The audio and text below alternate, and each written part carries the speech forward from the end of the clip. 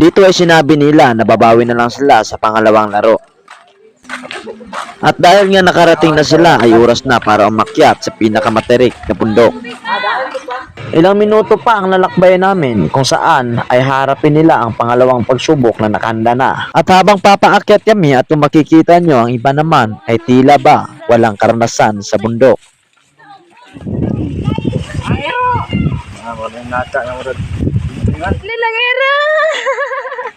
At sa puntong ito, habang naglalakbay kami, ang iba naman ay ramdam na nila ang hirap at pagod.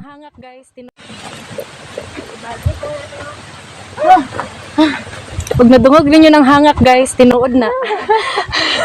Hangak yun siya guys.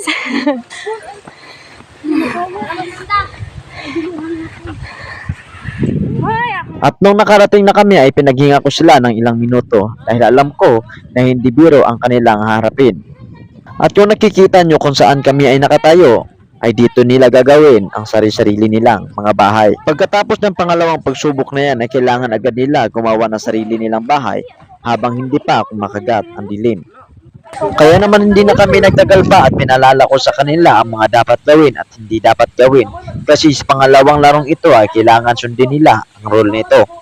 At pagkatapos kong pinaalala sa kanila ang dapat nilang gawin, yun na nga ay hindi na kami nakapaghintay pa at sinimula na namin ang pangalawang misyon. Ang makasunod sila na ay tulog na isa ka flag. So adto. Ang duha nga nakaunag sulod, dining trapan inyo ni. Inyo ni. At bago nila sinimulan ang pangalawang misyon ay nakiusap muna sila sa akin kung pwede ba nilang subukan. Dahil nga dyan ay pinagbigyan ko sila para makuha nila ang tamang teknik. Start! Kunit siya man o gani mentality o emotional mada ano gid ana okay tanawa kinang ito tusok Dito nga mga kapatid, kung makikita at napapansin nyo ay parang hindi pa napaka-intense ang larong ito. Pero maya't maya lang ay parang mag-aaway na ang bawat isa.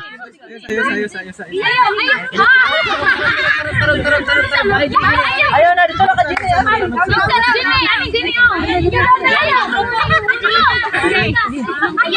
Dito nga ay mapapansin nyo ay ginagawa niya lahat ng paraan para lang maipasa ang pangalawang misyon.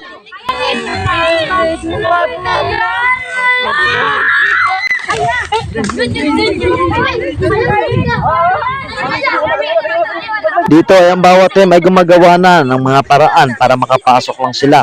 At ika nga ng mga matatanda, ang pagmamadali ay nagdudulot lang ng pahamakan. Halos ang lahat ay gusto nang makapasok para makagawa ng sarili nilang bahay.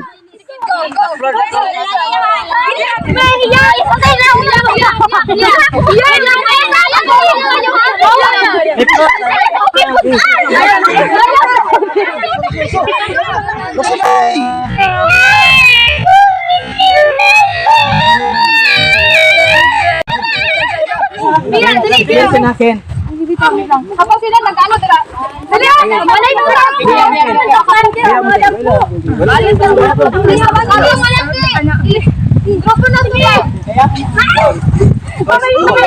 Dito ay napapansin ninyong masaya na sila dahil unti-unti na silang makakapasok lahat hanggang sa 3 go 3 go 3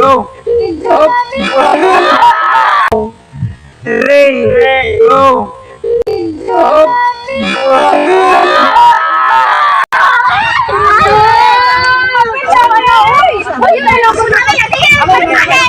Dito nga ay ang isa sa kanila ay tumayo at nagpaliwanag kung pwede ba sila magsanit pwersa para maipanalo ang bawat isa.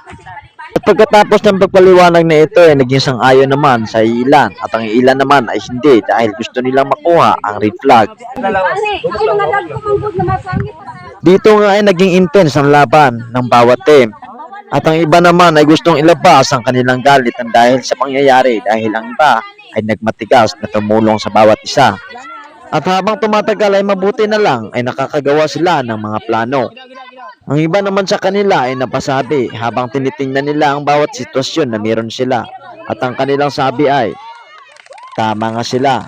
Magagawa mo ang mga bagay na hindi mo kayang gawin.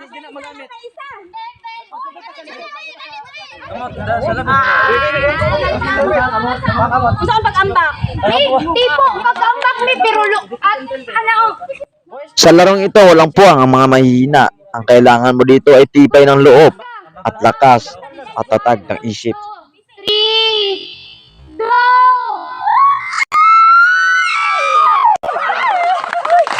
muntikan.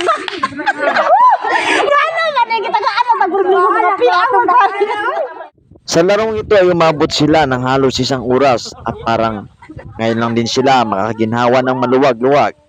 Dahil sa oras na ito ay dito nila natapos ang pangalawang misyon.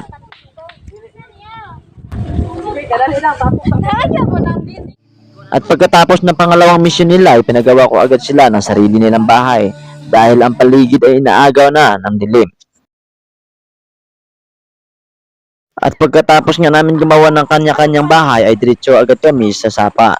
Para doon kami gagawa ng balon kung saan ay doon kami kukuha ng tubig para meron kaming mapangsaing. At bago kami makarating doon ay kailangan muna namin dumaan sa mga mahihirap na daanan.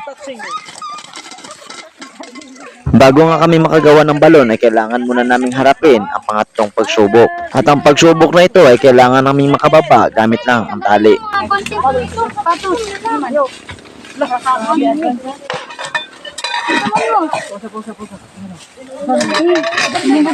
Ay, ano na lang yun?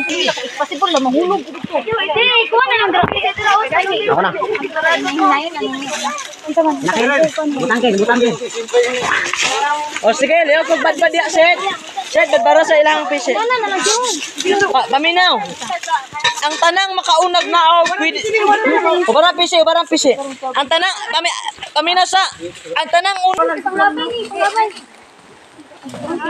Gilay! Sikyan niya pag ang Shed ah. Ay, ang kaldero tin, saan yung pag... Dong, nabitenda ka nga. Ikot na! Nati! Walay silindira! Ayaw, sikayin na! Hinahinay mo, hinahinay. Pinangan sa balasid ka na... 2 minutes and 30 seconds. Give me. Wala, smack.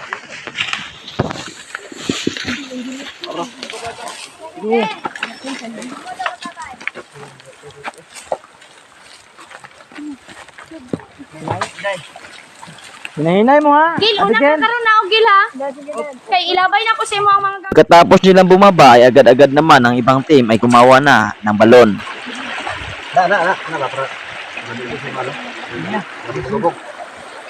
At makikita mo talaga sa kanila ang kanilang pagtutulungan at pagkakaisa. Kamu! Habang ang iba ay busy sa paggawa ng kanilang mga balon, ang iba naman ay busy sa paghunting ng red flag. Flag. Kailangan nilang makuha yan. At para sa kaalaman ng lahat ay meron akong nilagay na free red flag. Talagang sinadya ko itong ilagay para ma-distract sila sa paggawa nila ng balon. Dahil sino mang hindi makagawa ng balon ay walang pangsaing.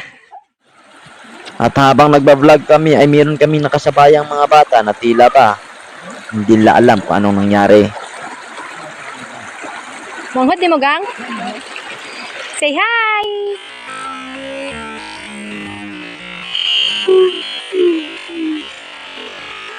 Hi guys! We are here sa Sapa! Oh, yan! So this is another part of the challenge na dapat makabuhat sila tabay para na sila tubig palutog kanon unya. So this is Pastor Jomar. Hello everyone.